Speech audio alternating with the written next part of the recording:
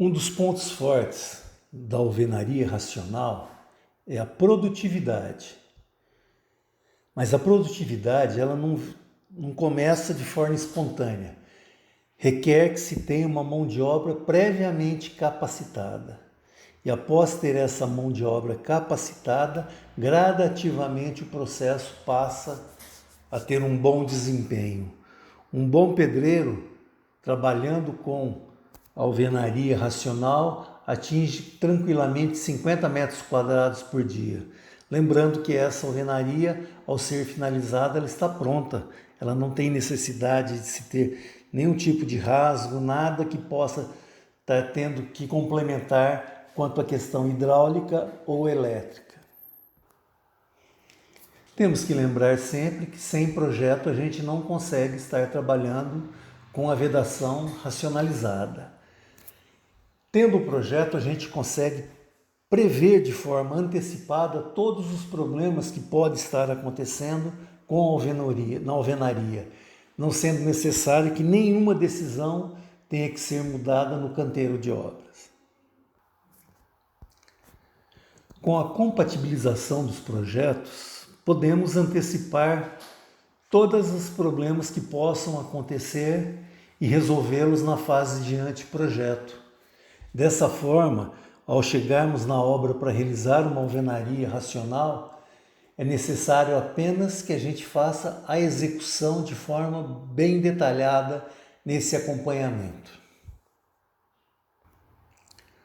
Com o uso dos blocos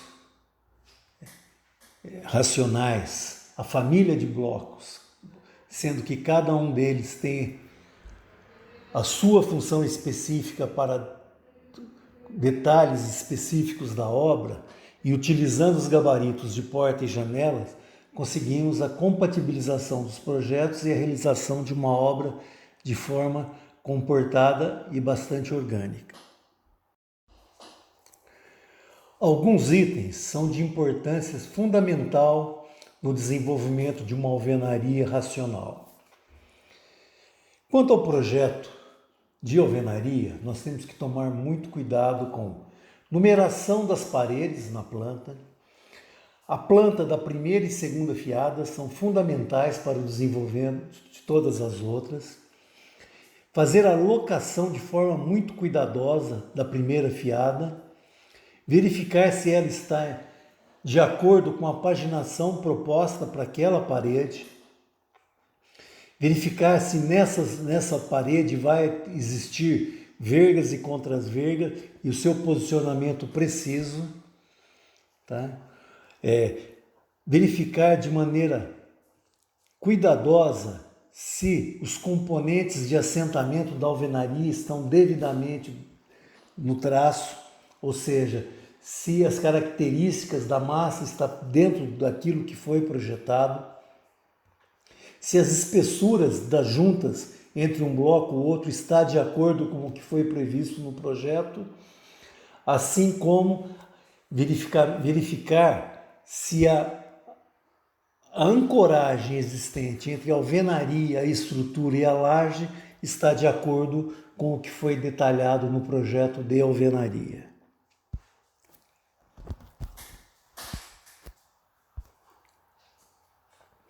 Para realizarmos um bom projeto de alvenaria, é necessário que a gente compreenda características do projeto estrutural, verificar as dimensões dos elementos estruturais, laje, vigas e pilares, se eles estão de acordo com a alvenaria que a gente está propondo para ser utilizado. De forma muito cuidadosa, verificar as distâncias face a face dos pilares, que define os vãos de paredes, utilizando a paginação perfeita dos elementos da alvenaria racional para que possa ter um bom aproveitamento do mesmo. Para o projeto de alvenaria ter êxito, nós temos que estudar também toda a parte do projeto elétrico, tá? Verificar precisamente subidas e descidas dos eletrodutos, verificar se existem os shafts de passagem para as tubulações, verificar ponto de luz, tomadas, interruptores, ver se eles estão precisamente locados, assim como os quadros de medidores. É fundamental que todos esses elementos estejam previamente planejados de acordo com a alvenaria racional. E concluindo os itens de análise para um bom projeto de alvenaria, nós temos os projetos que analisar os projetos das instalações hidrossanitárias, verificação se as tubulações de água e esgoto têm necessidade de um shaft especial, se essa subida está acontecendo dentro da alvenaria.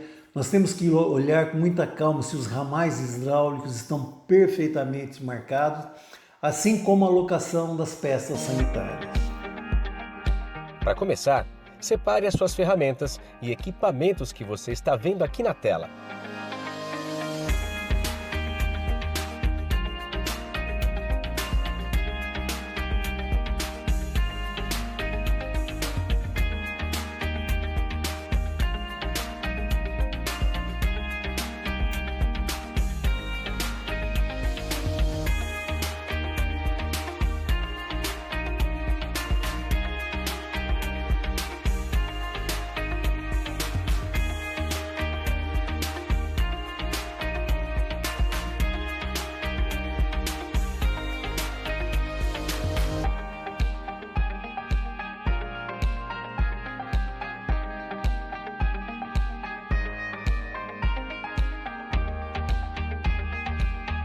Varra cuidadosamente os locais da primeira fiada.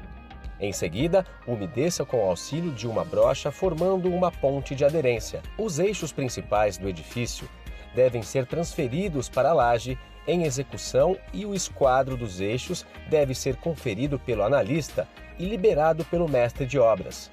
Os eixos principais não possuem tolerância em relação às suas medidas. Não pode haver dúvidas quanto à confiabilidade dos eixos marcados, sendo que estes, preferencialmente, não devem ter interferências. Defina a posição das alvenarias conforme o projeto de demarcação a partir dos eixos principais, garantindo o nivelamento da primeira fiada, o esquadro entre paredes, as dimensões dos ambientes e os vãos das portas.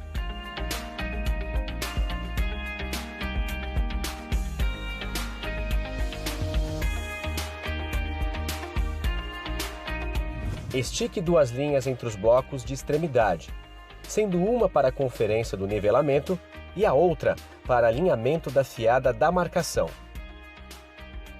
O chapisco industrializado deve ser previamente aplicado nas interfaces de estrutura com a alvenaria. As telas devem ser posicionadas na primeira fiada e a cada duas fiadas ou conforme o projeto de vedações e fixadas com pino de aço. Defina a posição das alvenarias conforme o projeto de marcação e caderno de paginação das paredes. Os escantilhões metálicos devem ser posicionados nas extremidades da alvenaria e nivelados com a utilização de régua e linha. Assente os blocos de cada extremidade, preenchendo 100% da cabeça do bloco e comprimir. Em seguida, estique uma linha para auxílio do nivelamento dos demais blocos e então proceda com o assentamento da fiada. As instalações elétricas devem ser compatibilizadas com a alvenaria, de tal forma que seja evitado ao máximo o recorte, conforme o projeto de vedação. Para isso, os eletrodutos devem passar através dos furos dos blocos. Nesta etapa, é fundamental o acompanhamento do eletricista. A argamassa deve ser aplicada utilizando canaleta, bisnaga ou desempenadeira apropriada, formando cordões nos dois lados do bloco. Todas as juntas verticais de alvenaria devem ser preenchidas. A fixação da alvenaria deverá ser feita com a mesma argamassa utilizada no assentamento dos blocos. A espessura do vão para a fixação da alvenaria deve estar entre 1,5 e 3 centímetros. A última fiada da alvenaria deve ser feita com meio bloco assentado com o furo direcionado na horizontal, conforme especificado no projeto. Espero que tenha gostado desse vídeo. Não deixe de se inscrever e compartilhar com seus amigos essas dicas simples e práticas sobre execução da alvenaria.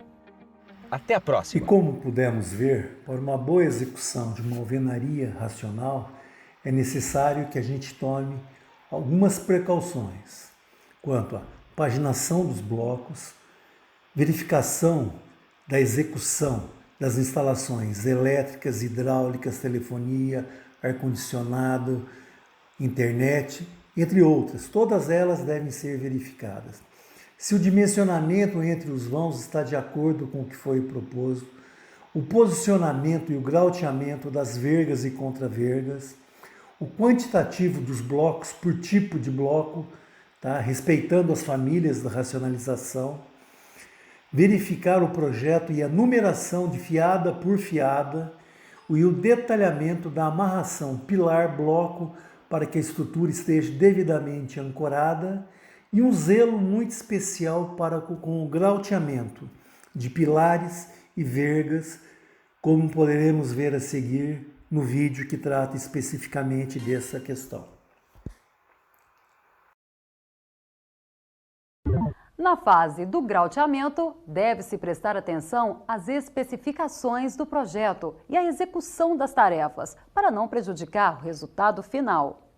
Abra janelas de inspeção e limpeza nos blocos da primeira fiada, onde estão previstos pontos de grauteamento para efetuar a limpeza do excesso de argamassa de assentamento que tenha caído no furo dos blocos. Após a limpeza, faça o transpasse da ferragem vertical do local a ser grauteado, conforme o projeto, e feche a janela de inspeção com uma tábua antes do lançamento do graute. Essa ferragem deve transpassar a ferragem anterior e no mínimo 40 centímetros.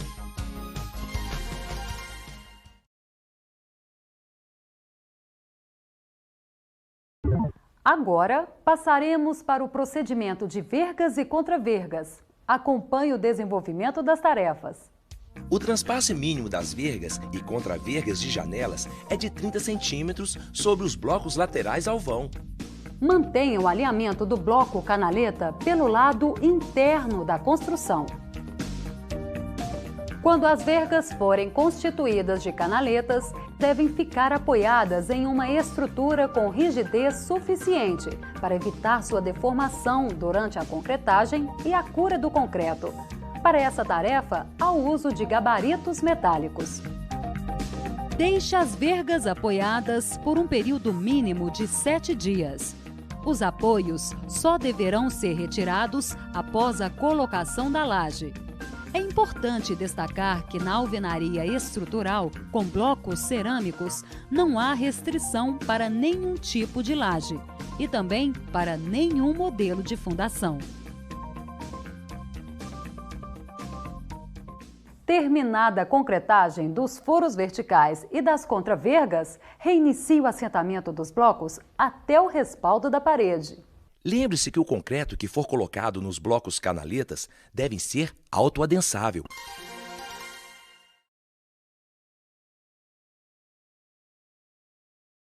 Posicione a ferragem utilizando espaçadores para manter as barras afastadas do fundo da canaleta. Na última fiada da parede, são colocadas as cintas. A cinta é o conjunto de canaletas com ferragem e concreto. Sua função é apoiar a laje. Siga as instruções do projeto para deixar livre as passagens de tubulações elétricas e hidrossanitárias no interior da cinta. Estas passagens não poderão receber concretagem.